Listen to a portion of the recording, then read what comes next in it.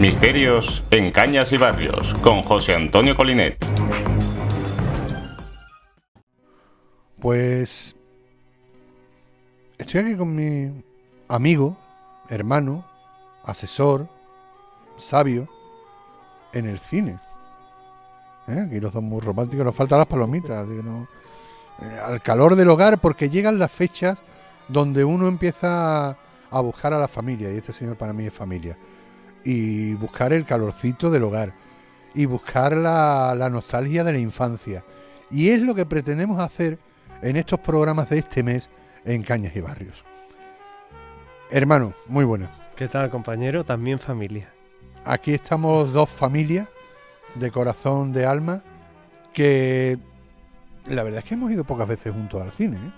Muy pocas. Hemos ido más a exposiciones, hemos ido a eventos que tenían mucho que ver con la cultura, como este programa, pero la verdad es que al cine, aunque nos une la pasión por el cine... Sí, no, somos frikis que nos whatsappeamos. Veo una película que me gusta y rápidamente, ¿a quién es el primero? A mi Bauti. Bauti, acabo de ver esta película. Yo todavía recuerdo aquella película que tuvimos la oportunidad de ver, Nivel 13. Sí, hombre, qué buena. Que era un poco... Dicen que es la antítesis de Matrix, pero la verdad es que rápidamente nos pusimos un mensaje porque película que merece la pena. Compartimos afición, el cine nos encanta a ambos, amamos el cine, el buen cine. Somos frikis, sí, lo reconocemos. De vez en cuando alguna película ya mala cae, pero bueno, también es bueno aprender. Conocemos todas las tiendas de segunda mano, de DVD, de vídeo, de todo esto. Sí. También aquí mi amigo tiene un videoclub en su casa prácticamente, Sí.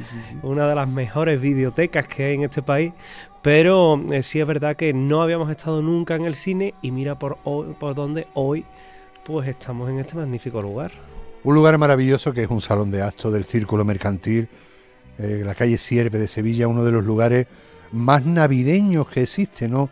No hay una Navidad donde uno no haya venido desde pequeñito a ver el Belén del Círculo Mercantil, las distintas exposiciones. La Navidad en Sevilla, igual que en Andalucía, no sé, en Málaga en la calle Lario, en Cádiz tenemos un montón de sitios fantásticos. Aquí en Sevilla la Navidad se llama calle Sierpe y dentro de la calle Sierpe está el Círculo Mercantil, ¿no? Que es un lugar que está muy relacionado a nosotros, que es un lugar donde, bueno, en pocas fechas vamos a dar la última conferencia del año, que es precisamente Misterios Navideños, que ya es un clásico del Círculo Mercantil y de Sevilla. Conferencia que ustedes verán antes en Cañas y Barrios, porque llegada la fecha, eso es lo que haremos, contarles esa conferencia, pero para ustedes directamente a través de la pantalla.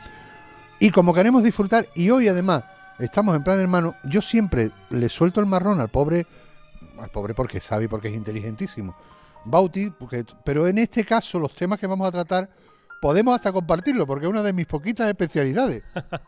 Sí, vamos a hablar de cómics, de TVO, de películas infantiles, De los cuentos de toda la vida. Exactamente, y de lo que se esconde también detrás de ellos. La mitología, la magia de Disney. Hay mucho por descubrir, mucho por saber aún dentro de esas hermosas historias narradas para niños que nos cuentan y que hemos contado. Y hoy vamos un poco a sumergirnos en ese otro mundo, en el mundo de los cuentos, en el mundo de los niños. Durante estos dos programas vamos a ir mezclando esos libros de cuentos de toda la vida, los cómics, las leyendas alrededor de esos personajes maravillosos y fantásticos, las leyendas de Disney, todo mezclado en estos dos programas. ¿Con qué empezamos, señor José Manuel García Bautista? ¿Empezamos con John Carter? Hombre, me encanta. Edgar Rice Burroughs. Si yo le digo Edgar Rice Burroughs, primero, parece que estoy diciendo burro y no de mi hija, sino que mi inglés no es perfecto. Estoy hablando de un señor que es el creador de John Carter. Y usted dirá, bueno, ¿y qué? ¿Y si le digo que también es el creador de Tarzán? Ah... El creador de Tarzán, bueno, y que tiene toda una saga. Realmente Burroughs es muy conocido por Tarzán, efectivamente, pero también por John Carter. John Carter eran y son las aventuras de una persona que un buen día queda como aparentemente inconsciente y de buenas a primeras, pues de estar en una mina de oro perdida, se encuentra que está en Marte. Y allí crea un maravilloso mundo recreado también por Disney en una película maravillosa que se llama John Carter, y que a partir de ahí te cuenta las asombrosas aventuras de John Carter, que en Marte, en el planeta rojo, pues tiene una capacidad que lo hace distinguirse de los demás seres del planeta. La capacidad de dar grandes saltos y de moverse a una velocidad y una fuerza casi impresionante. Es un humano que misteriosamente llega a Marte, pero sin nave espacial ni nada. Llega, punto. Y pese a que en el tiempo en el que se escribe John Carter, Marte era ya conocido, no se tenía el conocimiento excelso, o excelso entre comillas, que se tiene hoy del planeta rojo, pero sí es verdad que se conocía. Burroughs lo que tira es mucho de la imaginación, de ese saber popular que había puesto en Marte a seres verdes con un solo ojo, a bestias cuadrúpedas que uno no se podía ni imaginar, a los canales marcianos, a naves voladoras, pero lo hace con una inteligencia, yo te diría que Perdón, casi... estamos hablando de finales de 1800, cuando se escribe esta novela. Efectivamente, finales del 19, cuando además... Pero lo cuento, aprovecho que... Sí, claro. Edgar Rice Burroughs, les cuento, es que viene muy a pelo por la época que estamos viviendo, no por la Navidad, sino por la crisis.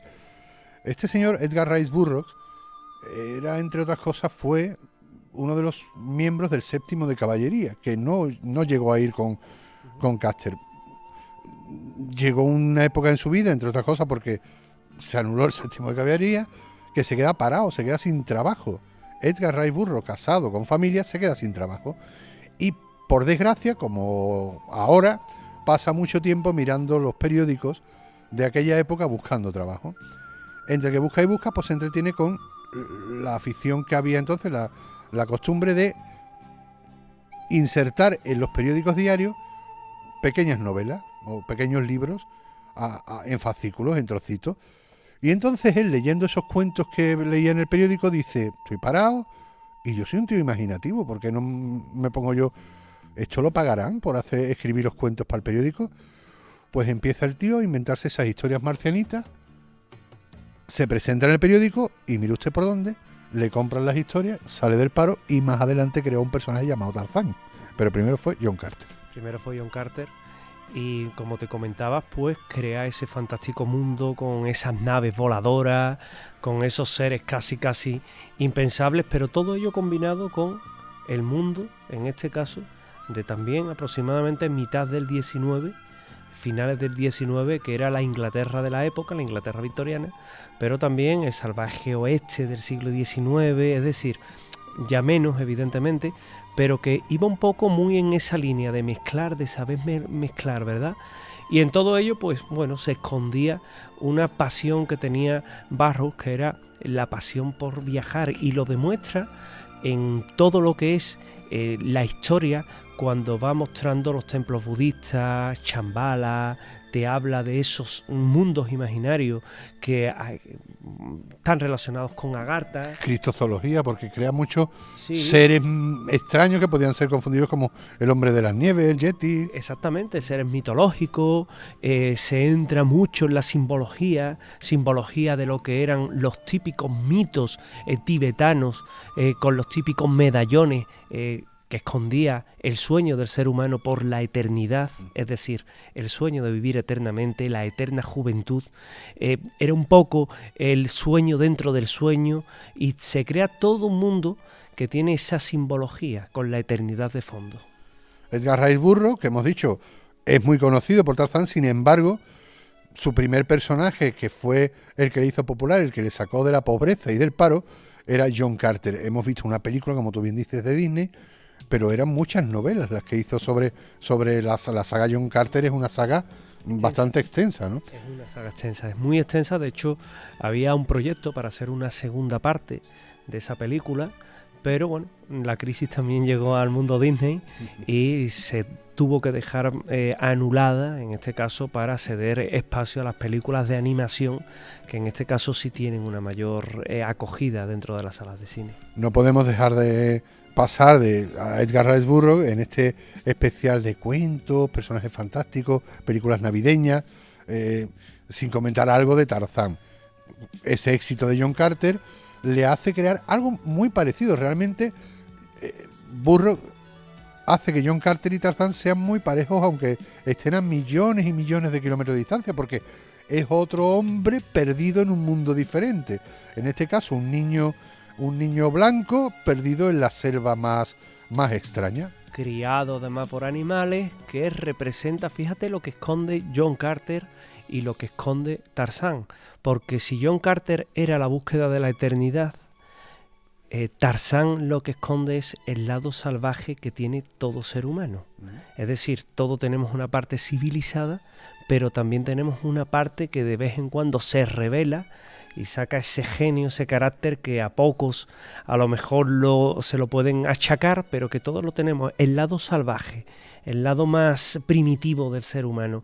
Pero ¿cómo lo hace Burroughs? Creando ese personaje, Tarzán, que encuentra en el equilibrio en Jane, que era siempre la parte, ahí era la parte civilizada, la parte ponderada, la parte que nunca pierde el control, la parte más racional, y él era un poco la parte impulsiva, la parte primitiva, que vive en un entorno hostil, pero que han hecho de ese entorno hostil su hogar, y que va creando diferentes situaciones que también, como John Carter, tú lo has comentado sabiamente, tienen grandes paralelismos. Uno es el tiempo futuro, otro era el tiempo actual de su época, pero en un mundo que bien podría ser un mundo desconocido.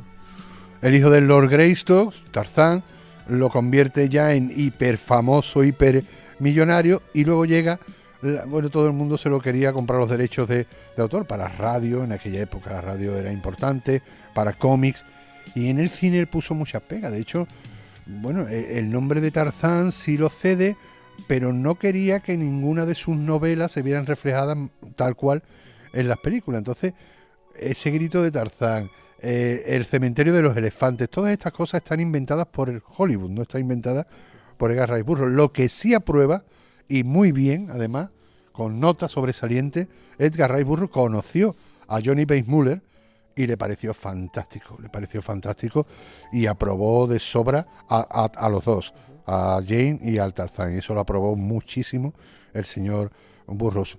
Un Johnny Weissmuller que todos sabemos fue un nadador olímpico maravilloso de Estados Unidos, que no era actor, pero es que lo que buscaban era precisamente un tipo fuerte, duro, que no fuera actor. No le hacía falta al personaje de Tarzán tampoco ser un Tarzán al estilo de otros que han venido después. Quizás esas no formas que tenía Johnny Weissmuller en un rodaje, es decir, el no ser actor, aunque luego con el tiempo sí lograra encarnar bien el personaje, lo hacían tan creíble.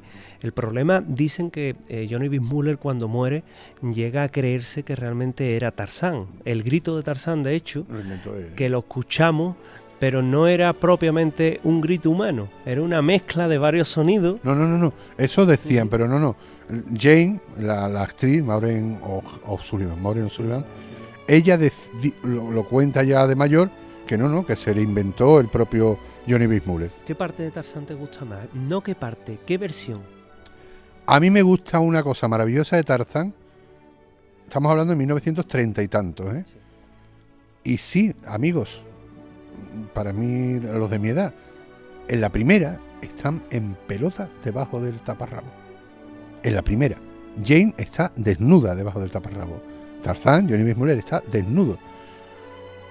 Llegó el ejército de salvación y dijeron, ¿aquí qué tapa esta familia? Pero era lógico, esos personajes tenían que estar desnudos. Y hay una escena maravillosa que se rescató bajo el agua en el que están desnudos. Y a Jay le daba igual, a la actriz Maureen O'Sullivan lo comprendieron porque era parte del guión.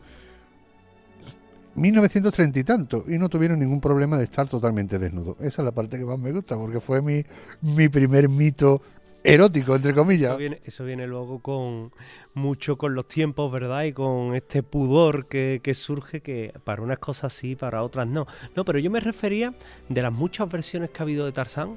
Johnny Weissmuller, sin duda. Weissmuller, ¿no? Hombre, el Greystock, la de Christopher Lambert, me gusta muchísimo, está muy bien. Y esa, la de, se llama Greystock, esa sí está basada tal cual al primer libro de Edgar Rice Burroughs. De Burroughs, efectivamente. Quizás es la más fiable en torno a ese guión, no guión, novela original, cuentecito original, Luego ha habido películas para olvidar, ha habido otras películas, yo todavía me acuerdo. Bueno, el George de la Jungla está bien. George de la Jungla. Todavía Disney tiene su propia versión también de Tarzán, con una magnífica banda sonora, como todas las películas de Disney. Tienen auténticas joyas por banda sonora. Pero quizás es precisamente la que tú comentabas, la primera, la original, la de Johnny Weissmuller, la que más nos llama la atención, y la de Christopher Lambert, en este caso, que aunque chocó en su día, sí es verdad que se acabó convirtiendo en una película que tuvo bastante aceptación.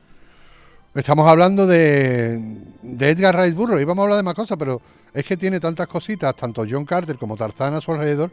Una curiosidad antes de acabar este primer bloque. Hasta hace 2 años, aproximadamente, aunque no lo crean, Cheetah estaba viva.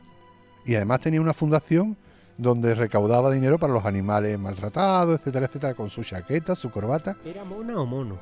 Era una mona. Era una mona, exactamente. Hasta hace mucho tiempo ha estado viva, ¿verdad? Hace 2 años, o sea, todos los personajes, Johnny Weissmuller, Maureen O'Sullivan, hasta el niño Boy, todos habían muerto. Y Cheetah seguía viva hasta hace un par de años.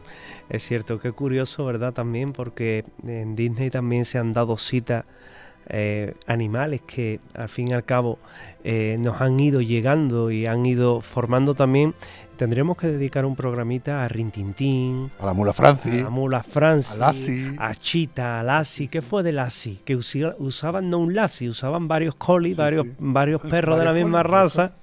Y también fue películas que siempre que se juega con animales se juega un poco con los sentimientos del espectador. Hace que parece que la empatía que se siente entre uno y otro es mayor, pero Cheetah, es cierto, estuvo hasta hace no demasiado tiempo viva, y ahora pues es otro recuerdo hermoso de esa serie y de esa saga tan hermosa que fue las películas de Tarzán. Seguimos en los momentos prenavideños de Caña y Barrio. En la segunda parte seguiremos hablando de cómics, de personajes de cine que son muy navideños. Intentaremos acercar a alguno que le gusta a Nacho, que nos está mirando. Está serio, Nacho, que es más joven. Y él, John Carter. Sí. Si te hablamos de Superman luego, mejor, sí. Venga, pues luego hablamos de Superman. De Superman y de Spiderman y de Batman. ¿Vale? Luego, segunda parte, seguimos con cómics, personajes prenavideños y entre ellos Superman. No se vayan. Avatar me gusta. Es que estamos aquí mirando la pantalla de cine. Avatar es un cuento precioso, ¿verdad? Sí, hablando más moderno, más cercano a los espectadores jóvenes de Cañas y Barrio. Avatar a mí me recuerda mucho a Epic, otra película y a Pocahontas. Sí, que son películas que esconden al fin y al cabo un contenido, un mensaje netamente naturalista, un mensaje de protección del medio ambiente. Y un mensaje que a mí particularmente me agrada, que se implante esa semillita en los niños, porque lo estamos viendo a diario, Coli. Si no cuidamos el planeta, va a llegar un punto sin retorno en el que este mundo nuestro no va a tener arreglo. Y nuestros hijos a lo mejor no nos van a pagar, pero los hijos de nuestros hijos van a tener un serio problema. Por tanto, películas de ese corte, Avatar, que es un canto a la naturaleza, al medio ambiente, al conservacionismo, Epic, que es una película también maravillosa de dibujos animados, de animación, y que cuenta un poco pues cómo una persona como tú o como yo se transforma en una especie de hada del bosque y comienza a vivir esa vida de hada en busca también de tratar de salvar a la naturaleza.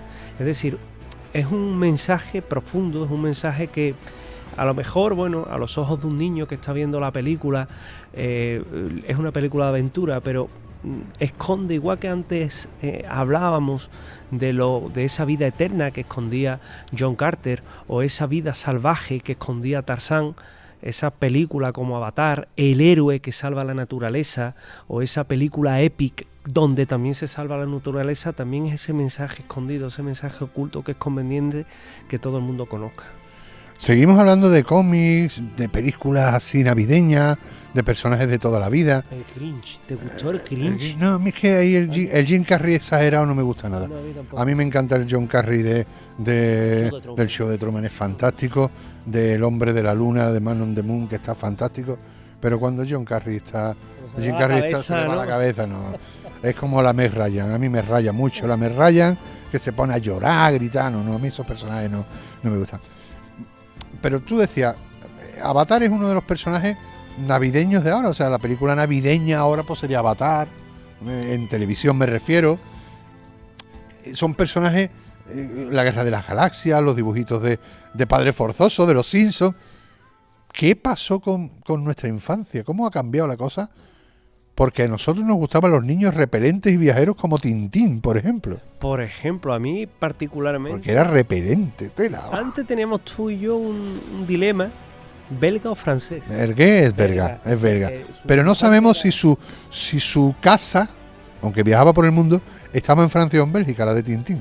La de Tintín, efectivamente, Hergé forma o hace un personaje que yo te diría que es un mito, Tintín. Tintín es, yo te diría que encarna al 100%, igual que hoy en día cuando hablamos del género de aventura, se nos va a la cabeza directamente a Harrison Ford con Indiana Jones, porque es la típica película del cazador de reliquias, del aventurero, de la persona libre. Ese era Tintín. Ese era Tintín. Ese era Tintín con su inseparable Milú, que era siempre el contrapunto de Tintín, el capitán Haddock, el cual viajaba por todo el mundo buscando al cangrejo de las pinzas de oro. Iba buscando a los habanos del faraón. No, se iba incluso a la luna, se iba. Y se iba hasta la luna, efectivamente, o se iba al mundo subacuático a buscar, bueno, pues vete tú a saber qué tesoro, o iba, pero fíjate que era muy inteligente, era un dibujo animado muy inteligente porque combinaba una época en la que salíamos de una posguerra, de la Segunda Guerra Mundial, en la que el peligro del dictador estaba todavía presente y en la que en un dibujo animado que estaba mandado a ser un cómic, una tirilla, un cómic, como ya también se le mandaba ese mensaje a los niños que el dictador es malo, el héroe siempre es bueno. Y cómo también... Sí, pero también Tintín tiene que me perdonen, un tinte fascistoide muy grande, ¿eh? Claro, antes lo hablábamos, era la Francia de Gaulle. Pese a que Francia era el país de las libertades, no nos engañemos que De Gaulle también era el típico autoritario que, bueno, digamos que se erigió como uno de los salvadores de la Francia ocupada y... pese a que es un país democrático, una república, no dejaba de ser, yo te diría que un pequeño dictador elegido por el pueblo, ¿no? Pero lo curioso de todo esto es que, bien lo decías tú, Tintín actuaba de esa forma quizás porque presenta al héroe individualista, al héroe que no está arraigado a nada. No lo conocerás una novia Tintín, ¿a que no? Es raro, ¿eh? Claro. El rollo que tenía con el Capitán Haddock, ¿eh? Y un perrito, que nadie me piense mal, ¿eh? Tintín, Capitán Haddock y un perrito, como el niño de los dos, ¿eh? Sí, no dejaba de ser curioso, pero bueno, en cierta forma, además uno cuando veía... Bueno, nosotros hemos tenido nuestras versiones aquí, ¿eh? Con Roberto Alcázar y Pedrín, claro. Jabato y el muchachito, claro. el Trueno y Crispín. Bueno, Batman y Robin. Por ejemplo. Es que si empezamos a tirar de Don Quijote y Sancho Panza, todos han tenido un escudero. Sí, pero yo no hablaba, no creo que Sancho Panza, no los veo yo. No los veo, sin embargo, a Tintín y al Capitán Haddock sí los veo yo. Pero es curioso. Haddock cogía una borrachera y le daba igual 8,80. Sí, además tenía muy mal carácter. Sí. Es curioso porque en las aventuras de Tintín, que fueron muchísimas las que dibujó Hergé, hablábamos anteriormente, también fuera de micrófono, de esa magnífica película que rodó Steven Spielberg. Que por cierto, y ahí vamos a la curiosidad, Spielberg era un enamorado de Tintín, que además es un personaje europeo, un cómic europeo que llegó a Estados Unidos y se convirtió también en número 1, ¿no? En venta. Tanto así que a Spielberg le pudo haber inspirado Tintín para su Indiana Jones, ¿eh? En cuanto pudo, hizo la película de Tintín, ¿eh? Claro, porque aunque el Dr. Jones se apoya en G.R. Jones, un arqueólogo real que durante gran parte de su vida estuvo buscando el Arca de la Alianza, Nos buscó debajo del Monte Nebo y también debajo de lo que es el templo, ¿sabes? Hoy día es difícil excavar en la llanura de donde se supone que estaba el templo de Jerusalén, pero aunque se basa en ese personaje, también es verdad que fue un elemento inspirador de aventura, de visitar mundo.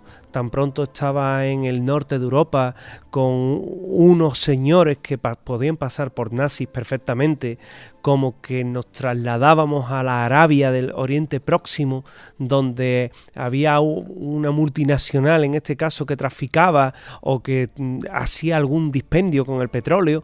Es decir, era el típico viajero y además con una particularidad, esas escenas de los aviones cruzando el Atlántico, ese mapa tan característico de las películas de Indiana Jones, que también gusta tanto de tirar. Y también muy de los cómics de Tintín, ese avioncito. Exactamente, por eso que hay grandes analogías entre ambos, pero Tintín lo que simbolizaba era la libertad. Antes hablábamos de símbolos, Tintín era la libertad, la independencia, era la cara inconformista de una época en la que el inconformismo estaba amordazado, y a través de esas viñetas pues salía a relucir esa gana de libertad que también había, pese a que se había salido de una guerra, y Tintín al fin y al cabo era el lado aventurero que quizás Hergé no tuvo, pero que sabes que todos los autores, a ella me cuento yo también como autor, o tú como autor, cuando escribimos una obra también plasmamos algo nuestro, deseos inherentes, sentimientos, emociones, la mecánica de la vida, que diría mi buen amigo Francisco Contreras, al que saludamos, y que de alguna forma también se plasman esas mismas aventuras. No nos olvidemos de aventureros, ¿eh? Vamos a ser un poco patriotas. También con mis aventureros tuvimos al Jabato, al Capitán Trueno, que viajaron por todo el universo en esa época de los Reyes Arturo, o se iban a Escandinavia. De hecho, el Capitán Trueno fue el primero que ligó con una sueca. La Sigrid era Sigrid, que además tuvo algo más con ella, ¿no? Sí, además, claro, él no tuvo nada con Crispin, creo que... No, Crispin era el del Guerrero del Antifaz, estoy liando yo a los... Porque era el mismo rollo, el canijito, el gordo bruto como yo, y la muchacha. Y ¿Tú eres más del Jabato o del Guerrero del Antifaz? El Jabato. Yo soy más del Guerrero del Antifaz. A mí el Guerrero del Antifaz también me gustaba, pero es fascistoide. Sabes que al Guerrero del Antifaz se le ha comparado con Spiderman. En estas comparaciones extrañas que surgen de vez en cuando. Pues no sé yo, Spiderman, yo sí que soy un Spidermaníaco, es mi devoción, lo siento, mi secreto. Spiderman es mi héroe. Más que Superman. Mucho más, yo soy de Spiderman. Sí, porque Spiderman... El héroe popular. Es el antihéroe. Es que Spiderman, yo tenía 16 años y era un niño gordito acomplejado, y él era un estudiante de 16 años que se metían con él en el instituto. Y Spiderman ha ido creciendo conmigo. Ha tenido los mismos problemas económicos. Llegamos a una edad en que él se ha casado con Mary Jane, tiene niños. Ha ido como creciendo, no al mismo nivel, pero parejo a mí. Spiderman, los Ultimates son para la gente nueva, la generación nueva. ¿El Duende Verde ha sido siempre el malo maloso de Spiderman, sí, o hay otro malo también a su altura? No, el Duende Verde quizás sea el más... Y el Octopus, el Doctor Octopus me gusta mucho. Por eso te iba a decir que Octopus era el malo maloso. Sí, pero lo bueno de los malos de Spiderman, lo bueno que tienen es que son malos muy inteligentes y muy currados, ¿eh? Claro, yo ahí le hago la diferencia. El Doctor Octopus es un científico, un sabio. Claro. El Duende Verde es un jefe de un gran empresario. O sea, y lo más particular, que duran en el tiempo, porque por contra a lo que vemos en Superman, Superman evidentemente tiene una serie de villanos. El villano entre los villanos, pues evidentemente Lex Luthor, pero luego ha habido partes en los que esos villanos han ido cambiando, ¿verdad? Los enemigos que venían de su propio planeta y que duraron prácticamente una película. Acuérdate de Dolph Lundgren, aquel que hizo de boxeador ruso en las películas de Rocky. Sí, en aquella parte quizás la peor es Superman 4 en busca de la paz. Lo peor de lo peor. Hablamos de películas. Sin embargo, el mejor Superman de la historia en el cine es Christopher Reeve. No hay forma de desbancarlo. Cada vez que uno piensa en Superman en el cine va a pensar siempre en Christopher Reeve. Y qué pena la maldición que tiene el personaje de Superman, que todo el que ha interpretado Superman, a mí me recuerda... Pero hasta el de la radio, ¿eh? Sí, hasta el que lo interpretó en radio, ¿eh? Todos han acabado mal. O sea, todos acabaron mal. Más modernamente, bueno, los dos actores que lo han encarnado no han acabado mal, pero tampoco es que hayan tenido mucha suerte en su carrera como actor. De hecho, el nuevo, el de Superman Return, yo no lo he vuelto a ver. Y el nuevo, la última de Superman, que ahora van a hacer un Superman Batman, era un tipo que trabajaba en la serie Los Tudor, que estaba despegando y se ha quedado un poquito estancado. La maldición de Superman. El de Lois y Clark tampoco es un tipo que trabaje mucho. Cuando no acaba con la muerte del protagonista. Superman, en este caso, el Superman nuestro, el Christopher Reeve, pues acabó con una caída del caballo que lo dejó tetrapléjico y posteriormente pues acabó con su vida. Había anteriormente, en los años 50, el que lo hizo popular en la televisión, George Reeve, casualidad, Apellidaba igual. Que o lo mataron o se mató, decían, se suicidó. La que actuó también como Lois, Margot Kidder. también acabó yendo la cabeza y es curioso porque yo comparo un poco al personaje de Superman, sin ganas de ser irreverente, con el de Jesucristo. El que ha trabajado, ha hecho de Jesucristo alguna vez, se ha visto lastrada su carrera. Acuérdate de Michael Powell, creo que se llamaba, de aquel Jesucristo de Sefirelli, que nunca más se supo. Y luego ha habido otros a lo largo del tiempo que tampoco brillaron demasiado en sus carreras. Más Von Sydow, que es uno de los grandes actores, más conocido por dos papeles principales. Primero, El Exorcista, maravilloso, y segundo, aquel coronel de Evasión o Victoria. Qué personaje más fantástico. Que era el que se levanta a aplaudir el gol de pelea. Que era la pasión por el fútbol. A mí es un personaje que también me gusta. Por cierto, hablando de esta leyenda, o sea, fíjense, y lo digo para la gente más joven, Smallville, que me parece una serie maravillosa en el sentido de que cogieron un trocitino así de la historia de Superman, de la que no se había ahondado en exceso. Estamos hablando de un personaje de 1939, ¿eh? Desde entonces para acá ya ha llovido. Y quedó esa zona de la época adolescente, instituto de Clark Kent en su granja, y sacaron 10 temporadas, estiraron bien la historia. Pues hasta ese chaval, el actor, yo no lo he vuelto a ver. No se ha vuelto a ver, por desgracia. Y bueno, es un poco esa maldición de la que antes hablábamos en este repaso que estamos haciendo por el mundo del cómic, de las películas, un poco de los personajes que traspolan y traspasan el papel al celuloide, el celuloide al papel, y que, sin embargo, pues tienen finales un tanto... Dicen que es una maldición que echaron Joel Shuster y Barry Siegel, que son los creadores, dos chavales de 17 años, crearon el personaje de Superman, y como la empresa que compró los derechos los engañó, de hecho hasta la película de Superman de Christopher Reeve, la del 78 creo que es, 1978, no aparecen como creadores de Superman. Hasta eso le habían quitado. Se les había obviado. Se les había obviado totalmente. Vaya. Y dicen que hubo una maldición que echaron los propios creadores de Superman. Bueno, hay muchas películas malditas. Lo sabes porque en alguna ocasión hemos hablado aquí de películas malditas, de Poltergeist, del Exorcista, de Damien, ¿te acuerdas de Damien? Aquella, la profecía con Gregory Peck, aquel fantástico actor. Un momento, por si alguien que nos escriba por favor al Twitter de Cañas y Barrio. Llevo años queriendo saber si tiene un sentido o es casualidad las LL. Los creadores de Superman crearon personajes que son todos LL. El malo, malísimo, es Lex Luthor. La novia de adolescencia es Lana Lang. Y la novia periodista es Lois Lane. Muchas LL. Habría que ver cómo se llamaban los creadores, como me has dicho. Joel Shuster y Barry Siegel. Entonces no, porque muchas veces esconden, camuflan en las iniciales, sus propias iniciales, y sabes que se juega un poco con esos simbolismos, pero no lo parece. Seguramente tenga un porqué, seguramente. Después, Metrópolis, el nombre de la ciudad, está basado en la película maravillosa muda de Metrópolis. Estos chavales estaban enamorados de ese cine y le pusieron Metrópolis en honor a esa película, Friesland. Sí, Friesland, gran película también, extraña en su día, con aquellas imágenes de aquel personaje medio robot, medio persona. Fíjate cómo verían el mundo prácticamente en las primeras décadas del siglo XX, el mundo futuro.